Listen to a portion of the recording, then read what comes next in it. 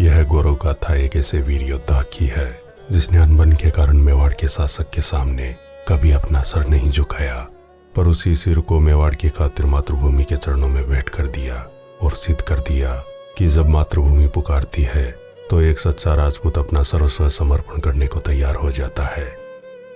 देलवाड़ा के जेठ सिंह झाला के पुत्र मान सिंह झाला महाराणा प्रताप सिंह जी के बहनोई थे, जो कि हल्दीघाटी युद्ध में वीरगति को प्राप्त हुए थे। मान सिंह जी झाला के 3 पुत्र हुए, शत्रुसाल झाला, कल्याण झाला और आस्करण झाला। शत्रुसाल झाला गर्म मिजाज के थे। वे महाराणा प्रताप सिंह जी की बहन के पुत्र थे। एक बार इनके अपने मामा महाराणा प्रताप सिंह जी से तकरार हो गई थी और इन्होंने कहा था कि आज से मैं सिंसोदियों की नौकरी नहीं करूंगा। महाराणा प्रताप सिंह जी ने जब शत्रुसाल को रोकने के लिए अपने अंगरखे का दामन पकड़ा तो शत्रुसाल ने अपने अंगरखे का दामन काट दिया। महाराणा प्रताप सिंह जी ने कहा था कि आज के बाद शत्रुसाल नाम के किसी बंदे को मैं अपने राज में न रखूंगा। इस तकरार के बाद शत्रुसाल मारवाड़ चले गए थे। तब महाराणा प्रताप सिंह जी ने क्रोध में आकर झाला राजपूतों से देलवाड़ा की जागीर जब्त कर ली। महाराणा प्रताप सिंह जी ने वीर जयमल मेड़तिया के पुत्र व मुकुंदास मेड़तिया के पुत्र मनमनदास को देलवाड़ा जागीर में दिया और वचन दिया कि देलवाड़ा जीवन भर आपकी जागीर रहेगी। यह जागीर मनमनदास को उनके पिता मुकुंदास मेड़तिया के जीवित रहते ही दे दी गई थी। कल्याण झाला और आस्करण झाला मेवाड़ के ही गांव चीरवा में रहे।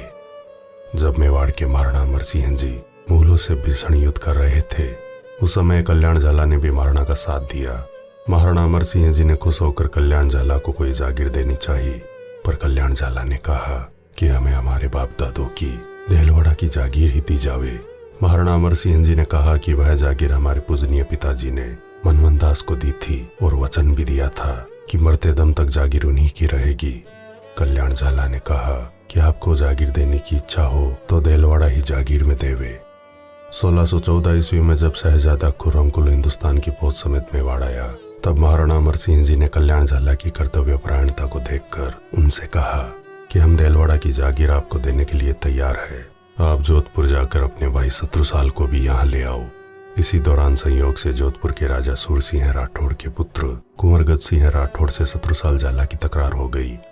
कुंवरगत सिंह ने शत्रुसाल से कहा कि महाराणा अमर सिंह जी तो आजकल अपनी रानियों के साथ पहाड़ों में मारे मारे फिरते हैं। शत्रुसाल झाला यह सुनते ही उठ खड़े हुए और कहा, हाँ संभव है उनको अपनी बहन बेटियों का सम्मान अधिक प्रिय हो।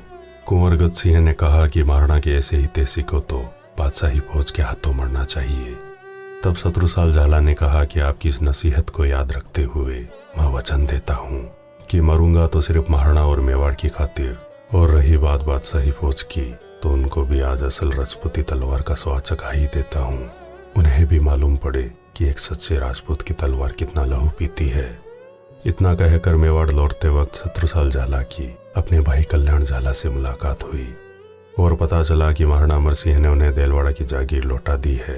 यह सुनकर शत्रुसाल झाला की आंखें भर आई, क्योंकि उन्हें अपने पूर्वजों की जागीर पुनः प्राप्त हो गई थी। शत्रुसाल झाला ने कल्याण झाला से कहा कि पिछली बार मैंने अपने मामा महाराणा प्रताप सिंह जी से झगड़ा किया था। अब अगर मैं इस तरह महाराणा अमर सिंह के सामने गया तो वे कहेंगे कि शत्रुसाल इतने वर्षों बाद मेवाड़ आया है और वो भी खाली हाथ। महाराणा के सामने खाली हाथ जाना ठीक न होगा, क्यों न मैं अपने प्राण ही दे दूं। दोनों भाइयों ने अपने कुछ गिने चुने 200 झाला राजपूतों के साथ मुगल फौज पर हमला करने का फैसला किया। मेवाड़ मारवाड़ की सीमा पर आवड़ सावड़ की नाल में नवाब अब्दुल्ला खां अपनी फौज के साथ तैनात था। मेवाड़ में तंग पहाड़ी घाटियों को नाल कहा जाता था। यहाँ देसुरी की नाल, केवड़ा की नाल, आवड़ सावड़ की नाल प्रसिद्ध थी। दोनों भाइयों का मुकाबला अब्दुल्ला खां की फौज से हुआ। कई मुगल मारे गए व मेवाड़ की तरफ से भोपत झाला समेत कई राजपूत वीरगति को प्राप्त हुए। संख्या में कम होने के कारण दोनों भाई अलग अलग पहाड़ियों में चले गए, पर गंभीर रूप से घायल हुए। शत्रुसाल झाला तो मेवाड़ की पहाड़ियों में गए, पर कल्याण झाला के घोड़े ने अपने प्राण त्याग दिए, जिसके कारण वे पास ही के एक मंदिर में रुके। अब्दुल्ला खां को कल्याण झाला की खबर मिली तो मुगल फौज ने उनको घेर लिया। एक अकेला राजपूत तब तक लड़ता रहा जब तक उसके तीर समाप्त न हो गए। कल्याण झाला के पास जब तक तीर थे तब तक किसी को उसके पास तक नहीं आने दिया गया, पर तीर खत्म होने के बाद अब्दुल्ला खां उन्हें कैद कर खुर्रम के पास ले गया। बादशाहनामे में लिखा है कि शहजादे खुर्रम ने कल्याण झाला की मरहम पट्टी वगैरह की और उसे जीवित छोड़ दिया। मेवाड़ में अत्याचारों की सभी हदें पार करने वाले खुर्रम ने यहाँ इसी दरिया दिली कैसे दिखा दी, ये तो वक्त ही जानता है। कल्याण झाला को तो जीवन दान मिल गया और 17 साल झाला मारना के लिए मरना ठान के निकले थे। इस खातिर उन्होंने पहाड़ों में ही अपने घाव ठीक किए और कुछ दिन बाद गोगुंदा के शाही थाने पर हमला कर दिया। गोगुंदा में मेवाड़ के महाराणा अमर सिंह जी के काका और जगमाल के छोटे भाई विश्वासघाती सगर सिंह सिसोदिया के नेतृत्व में हजारों की फौज तैनात थी। इस लड़ाई में 17 साल झाला के कुल 39 घाव लगे, जिससे गोगुंदा के पास रावलिया गांव में वे वीर गति को प्राप्त हुए।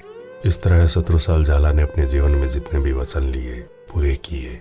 अनेक शत्रुओं और विश्वासघातियों को यमलोक भेजकर उन्होंने अपनी लहू की अंतिम बूंद तक युद्ध लड़ा।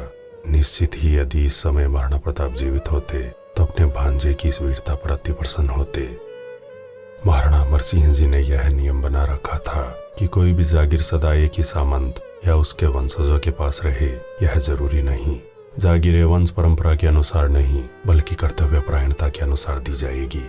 17 साल झाला की ये वीरता निश्चित ही उनके वंशजों के लिए भी उपयोगी सिद्ध हुई।